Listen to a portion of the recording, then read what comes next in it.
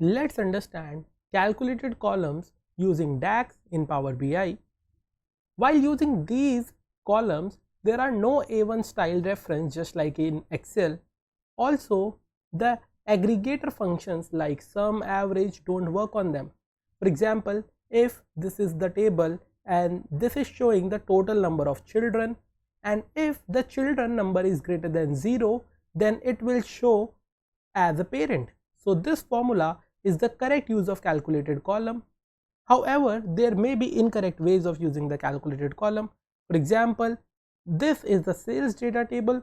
Inside that, total order quantity is given. Now, if you use a sum formula, then in each row, the total quantity will be shown. However, this is of not any use. So this is an incorrect way of using the calculated column. Let's go into the Power BI and see the same thing in live action. This is our Power BI table view. Inside this table view, let's go to our customer lookup table. This is our customer lookup table. Inside that, the children quantity is given here. So people are having children from, you can see, 0 to 5, and we want to create a calculated column. So we click on column tools and new column. When we click on that,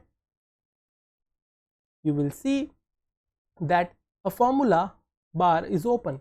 Inside that, we will write parent check, and we will use the formula with if condition. So if logical test will show our result, if that is true, then something will be shown.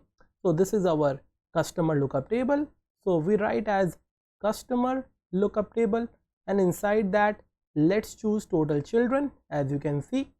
And if this column is greater than 0, we want to call it as a parent, or if this is not greater than 0, then we can write it as a not a parent, and we press enter.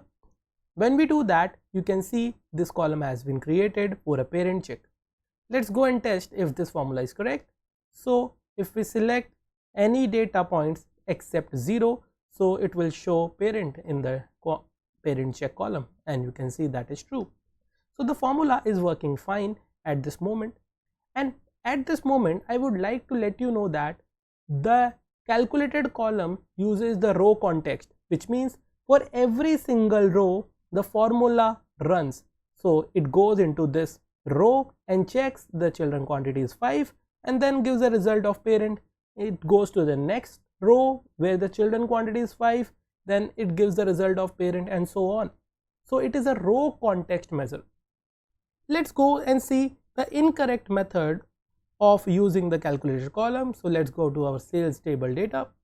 Inside that, our total quantity is given, and let's go and create a new column. So we go and click on new column. Inside that, let's write it as total quantity, and let's do a sum of the quantity. Now this sum should be from the sales table, as we are using the sales table. So we write sales, and we want to use the order quantity column inside the sales table, and we want to get a sum. So we put a close parenthesis and press enter. You can see total quantity is showing, which is 7890. However, this is of not any use at this moment, because this is the total aggregation. So calculated columns should be used against each row when we want to evaluate something. However, when we want to aggregate and do some other analysis, we should be using the measures. We will be discussing that measures later on, and I hope you understood this one, and thank you so much for watching.